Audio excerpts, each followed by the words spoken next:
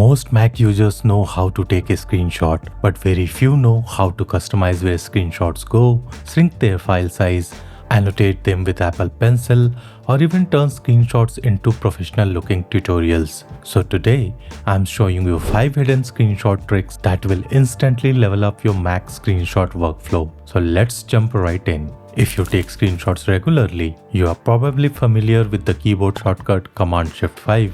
But let's be honest, not everyone can remember keyboard shortcuts. Here's a simple fix. Open Finder and go to Applications, Utilities. Scroll down until you find the screenshot app and now drag it straight into your dock.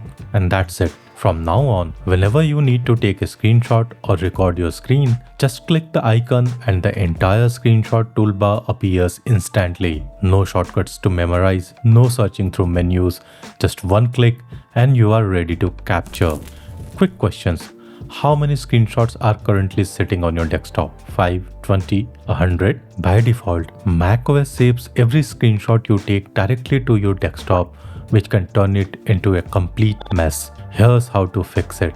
Open the screenshot toolbar using the Command-Shift-5 keyboard shortcut or the app we just added to the dock. Click on Options and select Other Location. Now choose a folder where you would like the screenshots to be saved.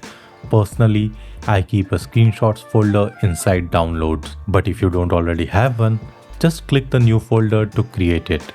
From now on, every screenshot you will take will automatically go there. Your desktop stays clean and you will always know where to find your captures. One extra tip, every few weeks, go through that folder and delete the screenshots you no longer need. They add up faster than you would think and take a lot of space on your Mac. Here's something most Mac users never realize. By default, screenshots are saved as PNG files. PNG images are great, but they are also much larger than they need to be. Switching to JPEG can save a surprising amount of storage space. You only need one simple terminal command to change this. To do this, open Spotlight with Command plus space and search for terminal. Now paste the command you see on your screen.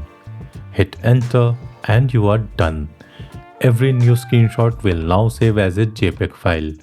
If you ever want to switch back to PNG, just change the type to PNG in the command. If you find it harder to get the command from here, you can find a written guide linked in the video description, which you can use to easily copy the command.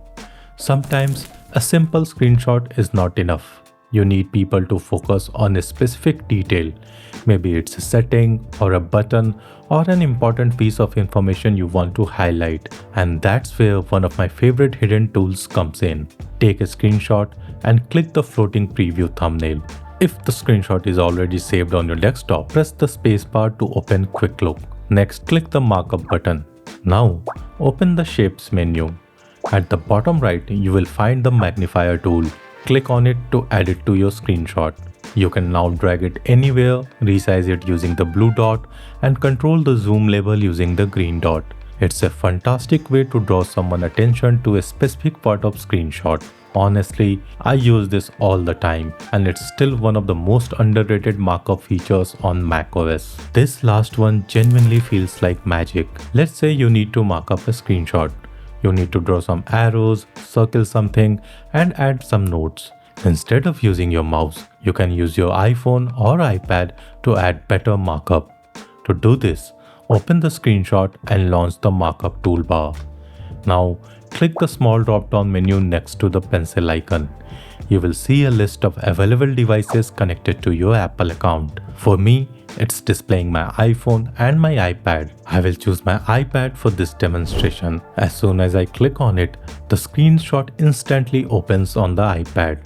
Now I can annotate naturally using my finger or Apple Pencil.